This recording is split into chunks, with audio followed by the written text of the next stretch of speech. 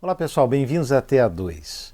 Bom, e na aula de hoje a gente vai continuar falando aí sobre simbolismo e organização social a partir de um texto maravilhoso do antropólogo americano Marshall Sahlins.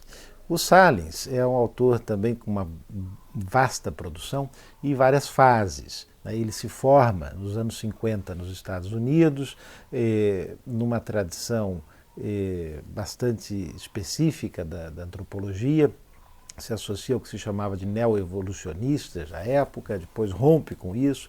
No final dos anos 60, vai passar 2 anos na França, onde entra em contato com a obra do Lévi-Strauss. E isso vai marcar a maneira pela qual ele vai revisitar um objeto sobre o qual ele já vinha trabalhando, que é a antropologia econômica.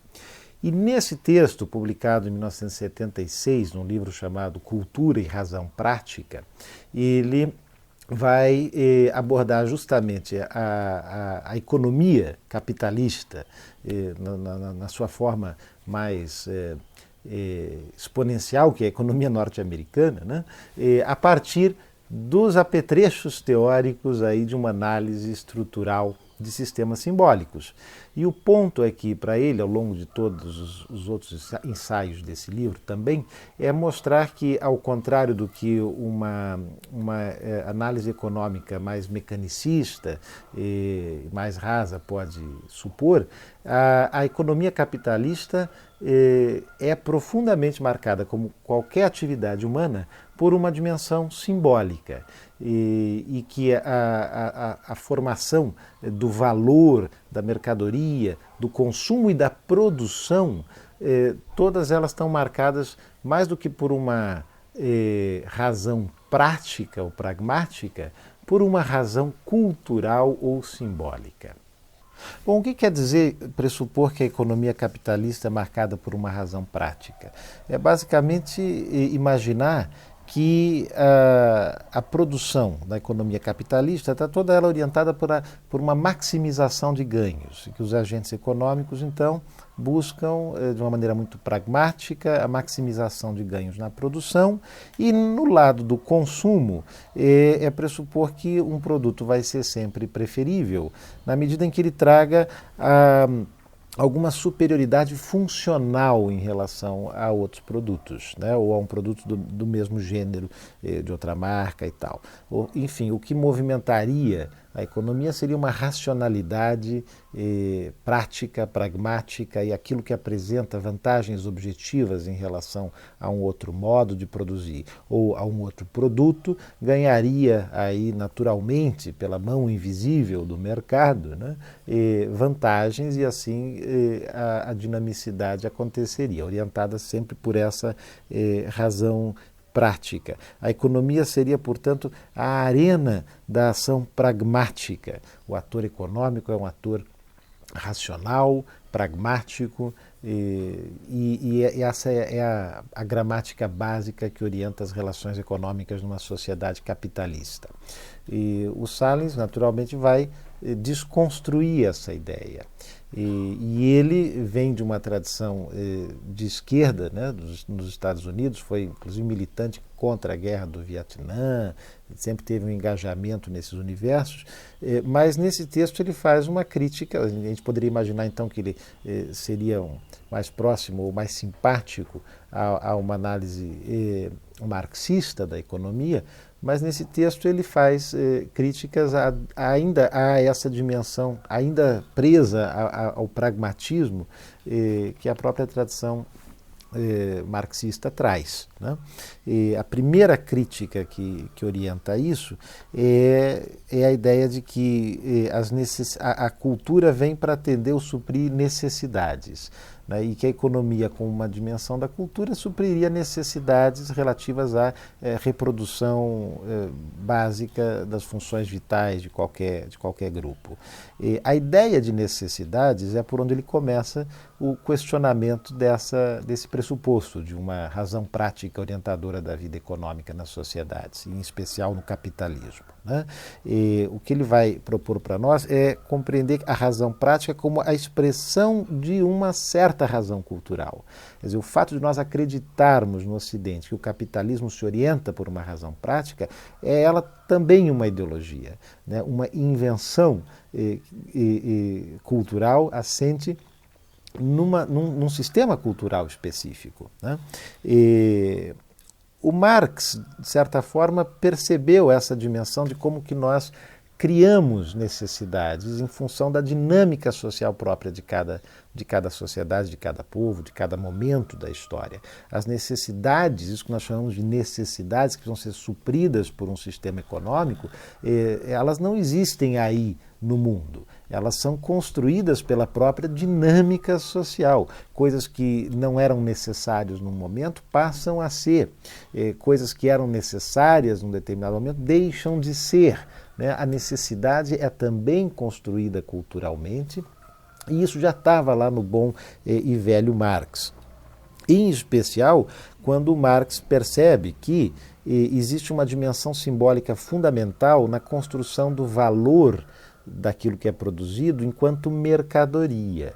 Se vocês lembrarem aí eventualmente das aulas de sociologia, vocês vão lembrar que para o Marx uma coisa é o valor de uso de um objeto, né? As coisas que são úteis, que são necessárias para o meu dia a dia.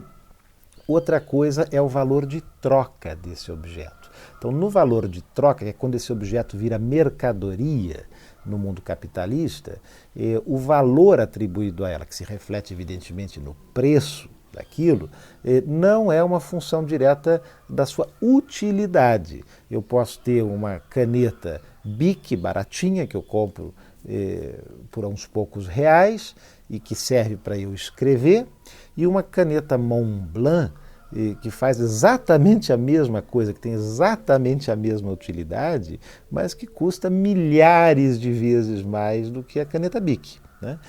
Porque ela tem um valor de troca muito maior, o que significa que há aí uma dimensão de atribuição de valor que não depende da utilidade prática daquilo.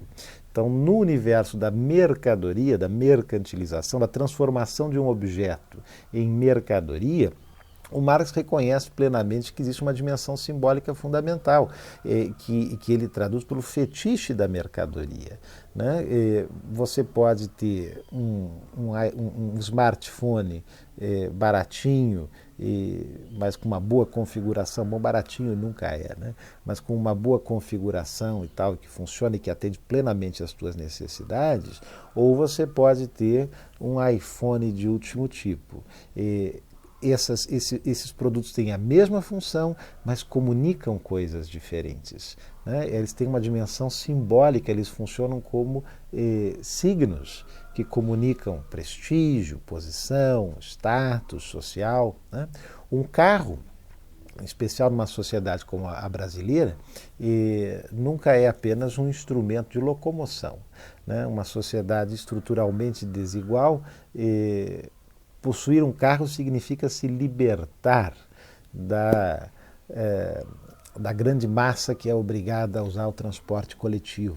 E mesmo que seja um carro popular, comprado em 36 vezes, mas ele cria, ele recoloca a pessoa em outro lugar, e não por acaso muita gente que tem uma carteira de habilitação substitui o uso do RG, aquele documento que todo mundo tem, né, por ele. Então, vou apresentar um documento de identificação com foto, vai ser a minha carteira de habilitação, porque aí eu já não sou igual a todo mundo, eu tenho ali algo que me distingue no nosso sistema social.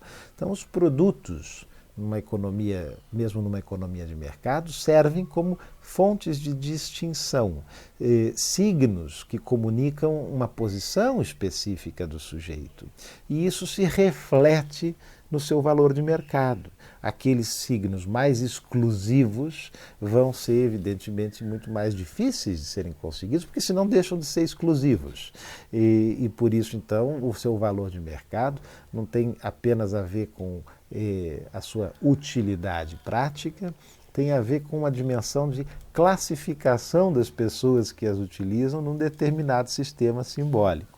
Então isso já estava lá no bom e velho Marx, e o Salins reconhece isso. Marx percebe que não há apenas razão prática no sistema capitalista, mas ele reservou a qualidade simbólica do objeto à sua forma mercadoria, ou seja, ao valor de troca. O que a antropologia, em especial essa antropologia culturalista que trabalha, inspirada pelo estruturalismo na análise de sistemas simbólicos, vai afirmar, e esse texto do Salins é um marco para isso, né, é que isso também ocorre na produção do valor de uso. O valor de uso de um objeto também é função de uma razão cultural. A utilidade, o fato de nós considerarmos algo útil é resultado de uma visão de mundo, de um sistema classificatório de coisas que faz com que determinadas coisas se tornem úteis e desejáveis naquela sociedade, mesmo que ou independentemente do seu valor de troca. Então, o valor de uso também é função de uma razão cultural. Lembrem da frase do Lévi-Strauss: não é que uma espécie seja conhecida porque ela é útil porque ela é conhecida. O Salins traz essa ideia, ou traduz essa ideia, numa expressão, acho muito elucidadora, em que ele diz: a utilidade não é uma qualidade do objeto, mas uma significação das qualidades objetivas. Ou seja, a utilidade não está no objeto em si, mas na maneira como nós atribuímos significado às qualidades daquele objeto, às qualidades objetivadas naquele artefato. E a maneira como nós atribuímos utilidade àquilo depende de uma razão cultural, de um sistema classificatório e simbólico que estrutura a produção da própria utilidade das coisas e que vai ter um impacto enorme na forma de organização social, nesse caso de organização econômica. Ou, de uma outra forma, ele vai dizer, é por sua correlação em um sistema simbólico que as calças são produzidas para homens e as saias são produzidas para mulheres.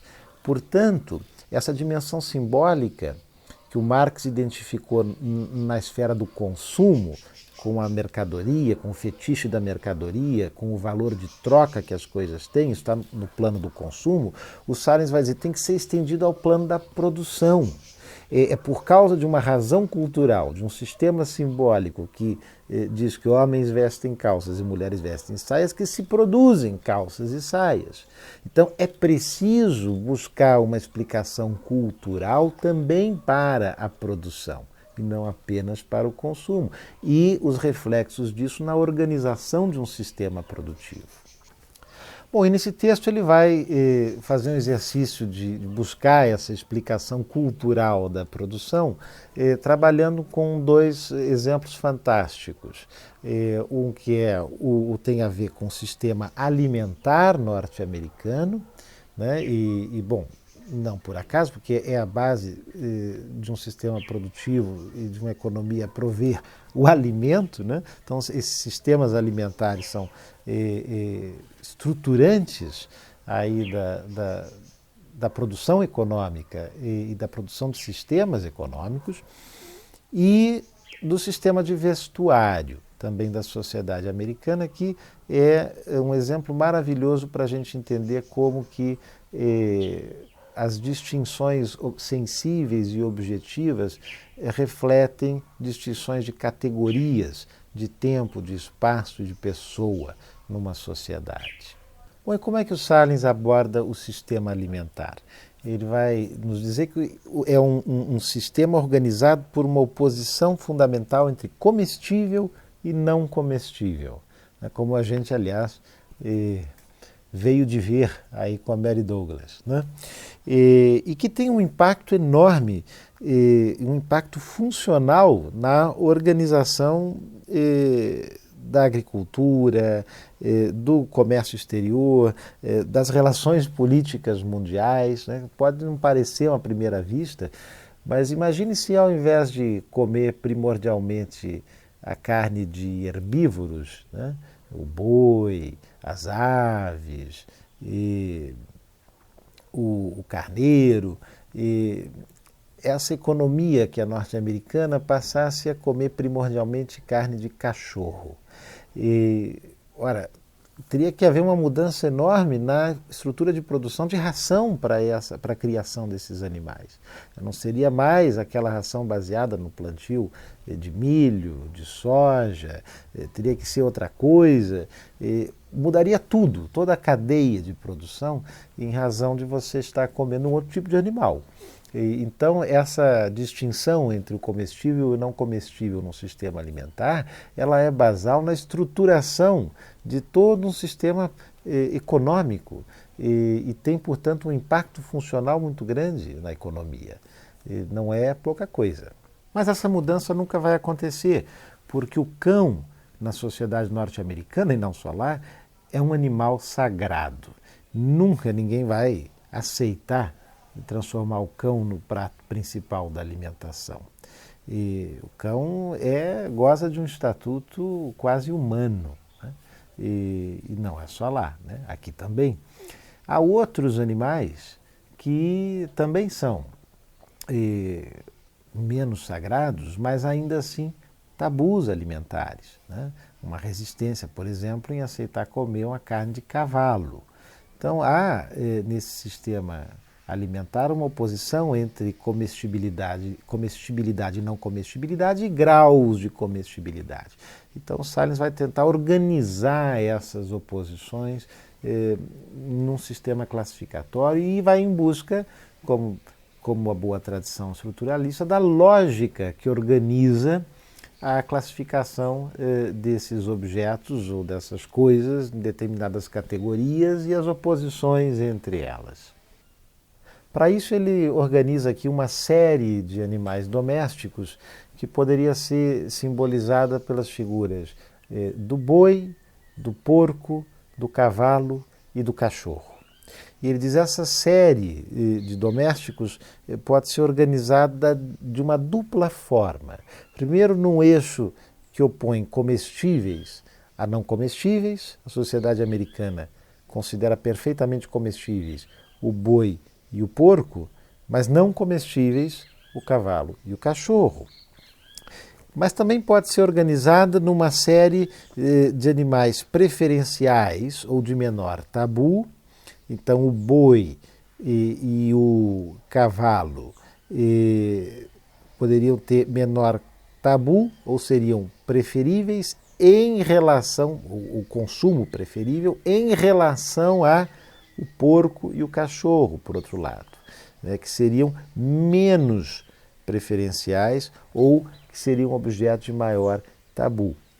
Então, se eu tenho que escolher entre carne de boi e carne de porco, a carne de boi é preferível à carne de porco. E se eu tenho que escolher entre cavalo e cachorro, a carne de cavalo é preferível à carne de cachorro. E qual seria a lógica que organiza essas categorias nesse sistema? Ora, a lógica que organiza isso é a participação desse elemento, o boi, o porco, o cavalo e o cachorro, como sujeito ou como objeto na relação com os seres humanos.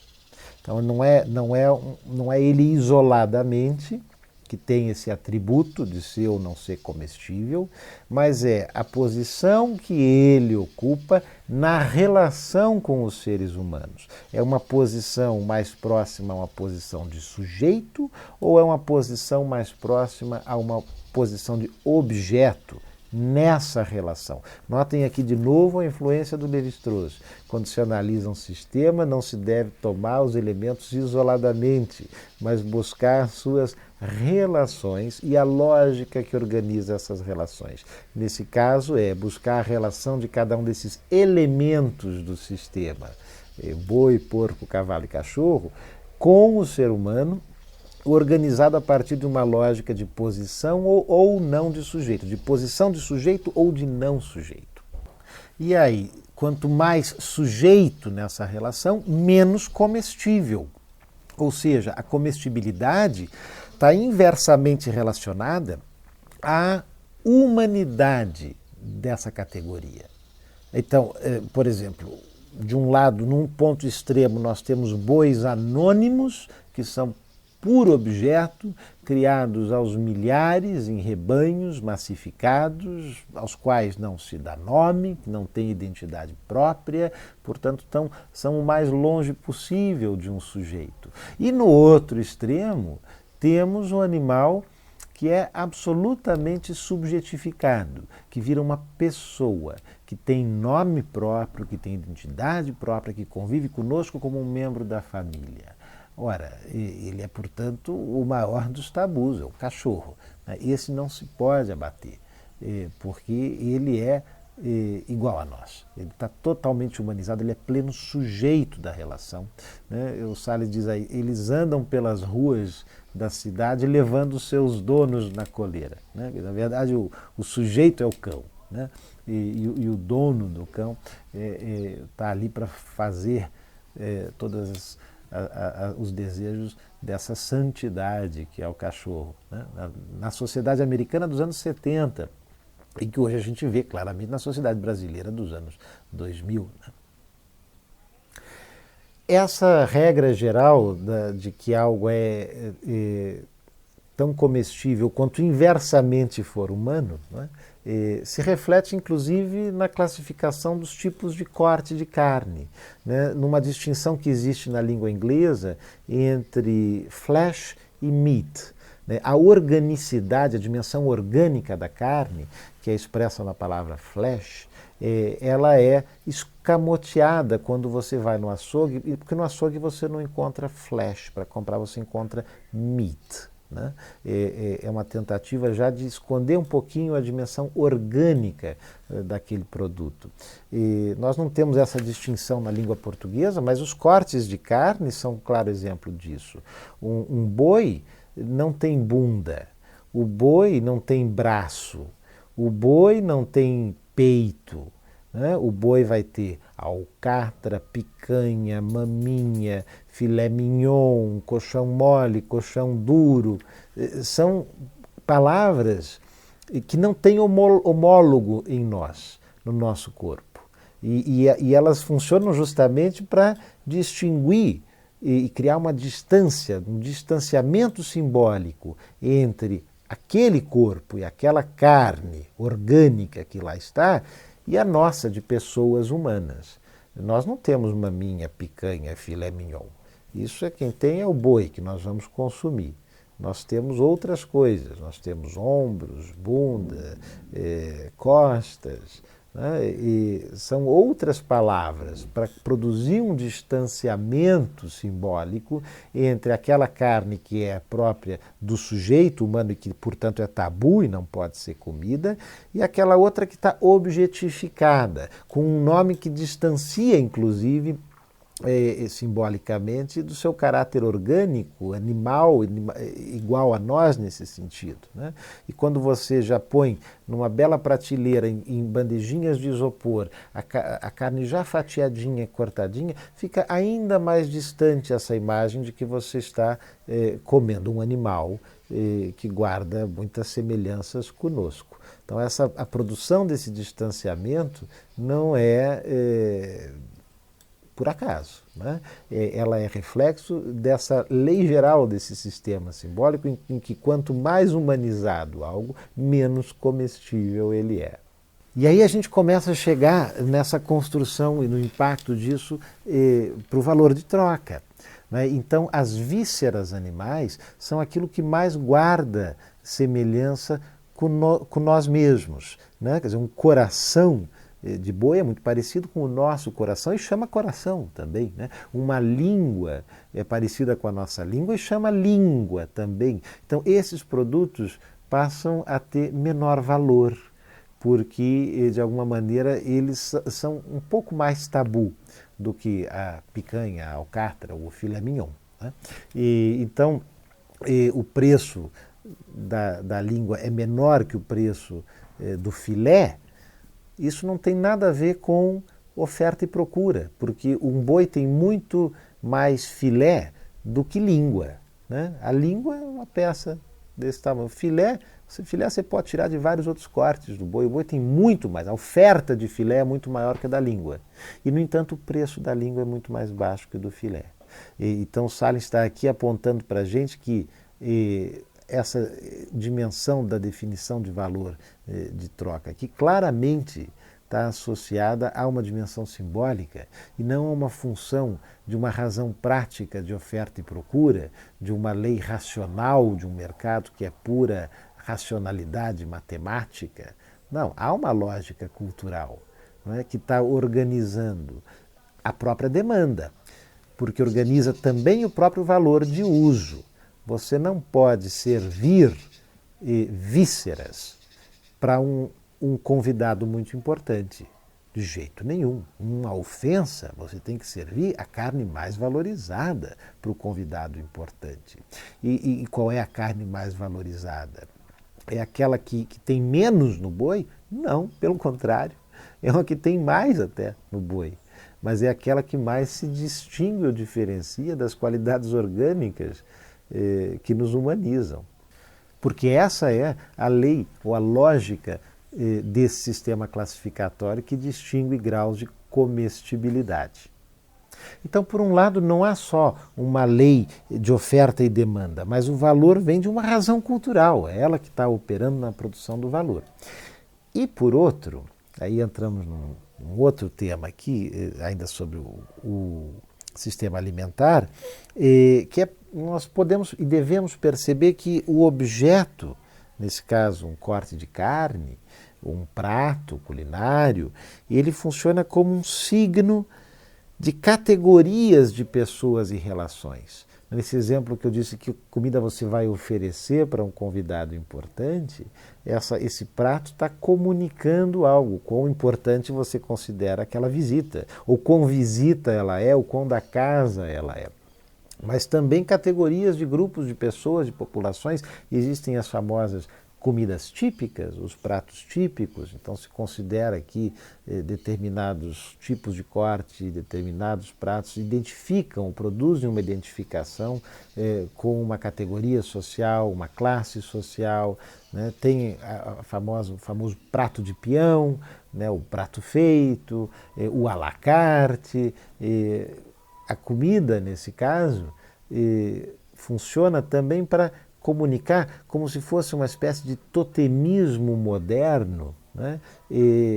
Classes e categorias de grupos. Não é mais o clã da águia ou o clã da cobra, mas é o grupo que se identifica em torno de tal alimento, ou de qual alimento, ou de tal corte, ou de tal outro corte, ou de tal maneira de se alimentar e tal outra maneira de se alimentar. Então o objeto aqui funciona como um signo de categorias de pessoas e relações, né? O soul food nos Estados Unidos, a nossa feijoada, e que também com o tempo vai se transformando. A feijoada, que era inicialmente um prato de escravizados, dos subalternos no sistema, num certo momento é apropriada pelo próprio sistema para virar um ícone de uma culinária nacional, e aí começa a ficar mais sofisticada, mas não vai ser a mesma feijoada, é preciso produzir alguma distinção, vai ser uma feijoada light, vai ser uma feijoada com cortes mais nobres. Mas, enfim, isso é o que o Salles está dizendo, que produz na sociedade capitalista uma espécie de totemismo burguês. E o interessante disso é que, se o totemismo clássico é essa tomada de distinções sensíveis que estão na natureza como suporte material para falar das distinções sociais, a relação entre a águia e a cobra para falar da distinção entre o grupo A e o grupo B, esse totemismo burguês se faz não sobre as distinções naturais das coisas à nossa volta, mas ele se faz sobre os artefatos produzidos pela própria sociedade capitalista. Então você tem os fanáticos de Apple, os Apple maníacos, constituem o seu clãzinho e que Se não for Mac, não funciona, né? Por oposição à turma do PC ou do Android, né? Então, são artefatos produzidos pela indústria no sistema capitalista que operam como os signos barra totens, né, desse totemismo burguês. E isso é, para o Salles, uma coisa que permite uma diversificação incrível das categorias, das classes, de pessoa, de tempo, de espaço, porque você não está limitado apenas às distinções sensíveis oferecidas pela natureza. O capitalismo produz ele mesmo as diferenças sensíveis nos seus objetos. Então, o objeto que sai da produção não é só um objeto de uso, ele cumpre uma função de objetivar diferenças categóricas do próprio mundo social. Quer dizer, o Salles diz ironicamente, né, quer dizer, o totemismo burguês é melhor que o totemismo selvagem, vamos dizer assim, porque ele produz infinitas distinções. O totemismo burguês se faz sobre produtos, que são criações sociais que podem imprimir muito mais diferenças significativas às relações do que aquelas que são tomadas de empréstimo do que já está à volta no mundo natural. Bom, e para essa função de comunicar categorias de pessoas, de tempo e de espaço, nada é mais rápido na nossa sociedade do que o vestuário. Quer dizer, você observa alguns detalhes, alguns tipos, algumas composições de vestimento e você logo identifica se trata de um idoso, de um jovem, de uma criança, de um homem, de uma mulher, de uma dimensão de prestação de serviços, de uma dimensão de produção, de uma dimensão dentro da produção, de uma dimensão de trabalho braçal, de uma dimensão ou função de trabalho de gestão. Tudo isso está comunicado na maneira como se compõem tecidos, cortes, combinações do próprio vestuário. Então, o vestuário é um campo muito interessante para se entender essa dimensão cultural, esse fundamento de uma lógica simbólica do plano da cultura expresso no universo da produção e do consumo. Bom, e o Salles vai, para organizar essa análise, né, pensar que existem duas dimensões importantes aí. Uma é aquela propriamente da função ou do fazer, quer dizer, determinada gramática do vestuário comunica funções, posições associadas ao fazer e ao agir na sociedade, né? Então, funções ou posições associadas ao lazer ou ao trabalho, dois grandes lados. E cada uma delas também se dividindo em várias oposições, com uma área mais marcada, um trabalho intelectual, o trabalho braçal, o lazer cotidiano ou o lazer excepcional dos grandes eventos, e assim por diante. Então, há uma dimensão de comunicação no vestuário que está associada a comunicar espaços, tempos e pessoas em suas funções. Né? É uma função de trabalho, de que tipo de trabalho, é uma função de lazer, de que tipo de lazer. Você pode organizar o sistema por essa linha das funções, e ao mesmo tempo, não ou, né, mas ao mesmo tempo, e junto com isso, o vestuário também comunica posições de identificação, posições de ser. Que pessoa é aquela? Que tipo de pessoa está ali? É uma pessoa marcada por um gênero específico, por uma categoria etária específica, por uma posição social específica. Então, as roupas marcam o vestuário, a gramática do vestuário vai marcar e comunicar por meio dela tanto essa identificação da categoria de pessoa, quanto a identificação de uma função específica na sociedade. Bom, e o Salins dá, então, para a gente nesse texto, um bom exemplo de uma análise estruturalista de sistemas simbólicos ao tomar o vestuário nessa dimensão da função, né, e da identificação. Em relação à função, qual é o desafio de toda análise estruturalista? É você encontrar a regra geral, a lógica, a norma que organiza o sistema em diferentes categorias, categorias que vão ser significativas na medida em que elas produzam oposição, né? E, então, em relação à função, você vai ter sempre uma oposição entre uma dimensão mais marcada, como cerimonial, e outra menos marcada. Ou se a gente quiser assim, mais marcada, quase como que sagrada, cerimonial no sentido de que é um momento especial, um tempo especial, sagrado, portanto, e outra menos marcada, que é a dimensão mais cotidiana, mais profana. Então, nesse sentido, o trabalho seria, e as funções de trabalho que o vestuário traduz, menos marcadas, porque elas são profanas, elas são do dia a dia, é a roupa de trabalho. E as mais cerimoniais seriam as mais sagradas, portanto, associadas ao lazer. Mas dentro de cada uma dessas duas grandes categorias, você vai ter uma replicação dessa oposição entre tempos e funções mais banais, cotidianas e menos marcadas, e mais especiais, valorizadas e mais marcadas.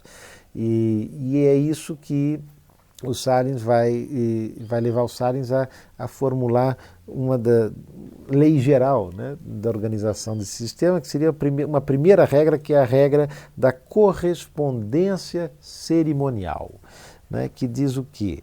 A oposição do marcado e não marcado em qualquer classe corresponde a uma oposição, ou essa mesma oposição de marcado e não marcado, em qualquer outra classe. Né? Classe aqui dessas categorias de cerimonial ou menos cerimonial. Da classe do lazer, você vai ter oposições entre um lazer mais marcado, mais cerimonial e menos cerimonial, e essa oposição corresponde no vestuário há outras oposições na classe do trabalho, entre um trabalho mais marcado ou menos marcado. As distinções, por exemplo, que operam na produção da roupa de um executivo na indústria e de um operário de chão de fábrica na indústria, correspondem, de certa forma, às oposições entre o lazer especial de uma grande festa, de um grande evento, de uma entrega do Oscar, e do lazer do churrasco do fim de semana em família. Então, as oposições entre marcado e não marcado em uma classe correspondem às oposições entre marcado e não marcado em qualquer outra classe. E outra regra que ele encontra aí, nessa estrutura de significado produzida pela comunicação de função do vestuário, é o que ele chama de regra do exagero cerimonial, né? Que diz o quê? A oposição estipulada dentro de uma classe de trabalho, né? Nós estamos aqui trabalhando com dois grandes lados, o trabalho e o lazer, o profano e o sagrado, né? Então, a oposição estipulada dentro de uma classe do campo trabalho, a oposição, por exemplo, entre a função gerencial e a função de chão de fábrica, né? Quer dizer, o macacão do operário de chão de fábrica é muito mais simples e com menos elementos do que a roupa do executivo da fábrica, né? Há uma oposição, portanto, entre o não marcado, o macacão, e o marcado, o terno e gravata do executivo. Ela é exagerada pela oposição correspondente em uma classe mais cerimonial. Nessa oposição primária, o lado do lazer, né? Mas então, aquela oposição macacão e terno e gravata, ela vai ser ainda mais exagerada no campo cerimonial, na oposição, por exemplo, entre a bermuda do churrasco de fim de semana e o smoking da cerimônia de entrega do Oscar. Bom, isso no que diz respeito a essa comunicação de função, mas o vestuário também comunica categorias de pessoas, uma dimensão mais profunda de constituição de identificação, de ser, né, dentro de um esquema classificatório mais geral. E aí, então, de novo, temos um ótimo exemplo de análise estrutural, porque ele vai buscar os elementos mínimos de sentido, quase que os fonemas, né, dessa forma de comunicação, que ele vai chamar de unidades componentes elementares. Ele diz, eu resisto à ideia de chamar de vestemas, mas seria uma ótima palavra, são os vestemas. Que elementos mínimos de sentido se opõem para permitir diferentes combinações que produzam diferentes categorias de pessoas. E ele vai identificar 3 elementos estruturais aí, que são a textura, que está presente naquela veste, naquela roupa, a linha, que tem a ver com o corte daquela roupa, e a cor, tem a ver aí com as cores que são utilizadas na combinação e na composição daquela vestimenta. E aí é a combinação dentro de cada uma desses vestemas, né, das oposições escolhidas, uma textura mais áspera ou mais suave, um corte mais linear ou mais curvo, uma cor mais neutra ou mais chamativa. Essas oposições que ele vai identificando dentro de cada uma dessas 3 grandes categorias, né, dos vestemas, que vai permitir uma variada composição de categorias de pessoas. Então, uma roupa que é adequada para uma jovem de classe média, universitária, o que comunica essa posição, uma roupa que é adequada para comunicar outra composição de idade, de gênero, de sexualidade, de classe social. Esses vestemas básicos, como os fonemas, podem ser combinados de várias formas a produzir um discurso, uma parole. E não é por acaso que o Salins vai citar tantas vezes ao longo desse texto o bom e velho Saussure, né? Quer dizer, a gente tem, quando a gente vê as pessoas andando na rua, uma série de discursos, de paroles, que são feitas pela forma como elas se vestem, mas que seguem uma gramática, dada pela combinação desses vestemas, né? E a gente, analisando isso, pode entender a langue, a linguagem, a estrutura inconsciente de combinação de unidades mínimas de sentido, de significado, produtoras de significado, por meio da associação dos contrastes e das oposições entre algumas categorias básicas. Nesse caso aqui, textura, linha e cor. Bom, e mais para o final do texto, então, o Salins deixa claro a sua posição radicalmente culturalista, ou podemos dizer assim, de predominância do sistema classificatório simbólico sobre qualquer razão de ordem prática ou utilitária. Para ele não é apenas que esse uso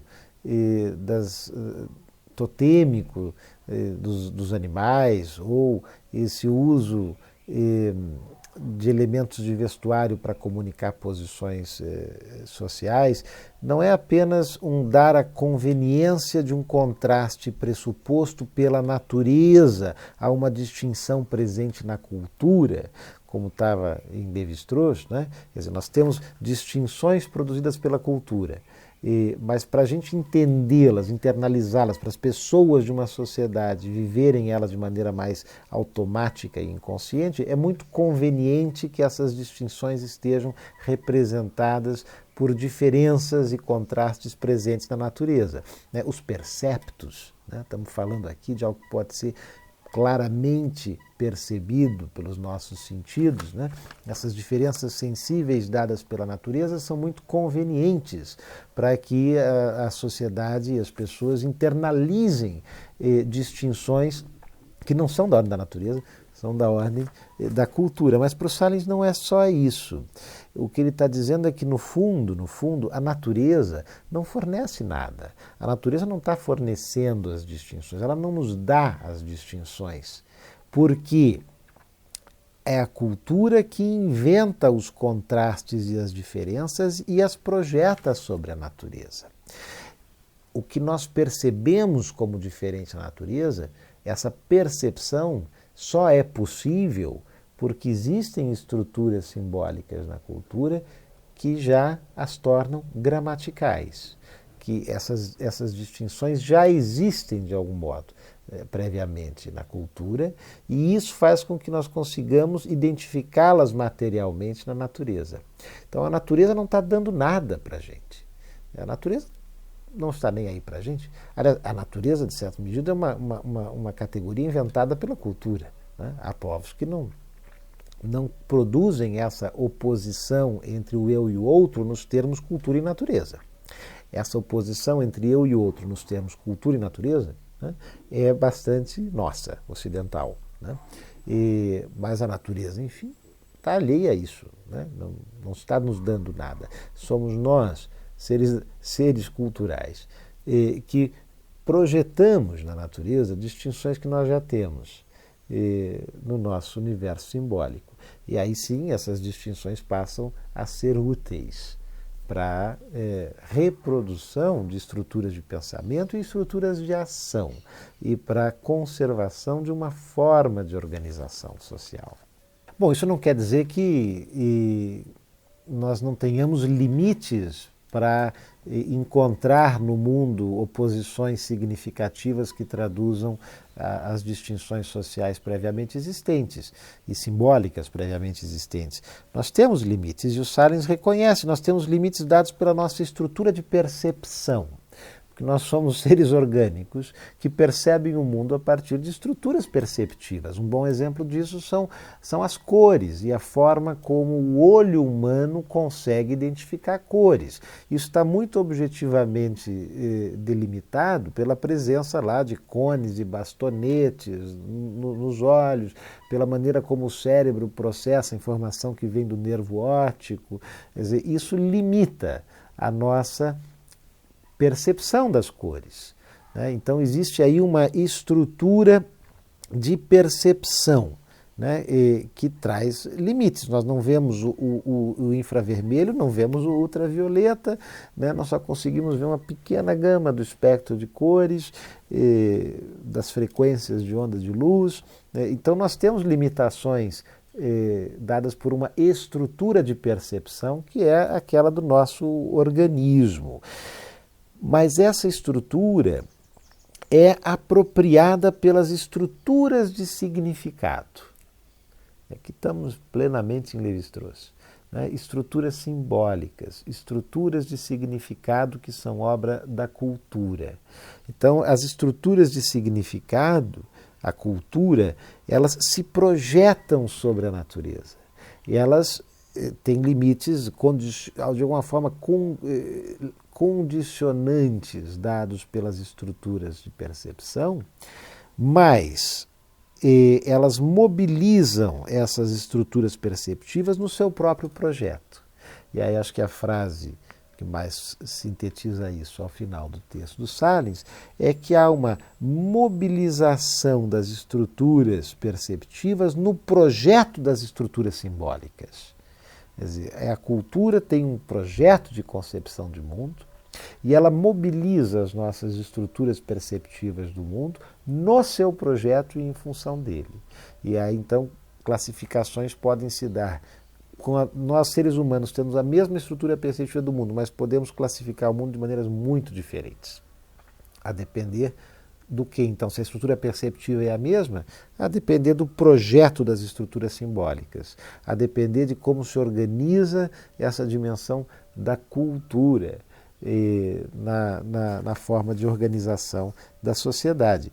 O que o Salles está dizendo é que a cultura se projeta sobre a natureza, na produção das necessidades, na organização das formas de consumo e na organização das formas de produção. E, portanto, nós não podemos entender a economia e a produção especificamente sem entender que ela está organizada a partir de uma razão cultural, muito mais do que de uma razão prática.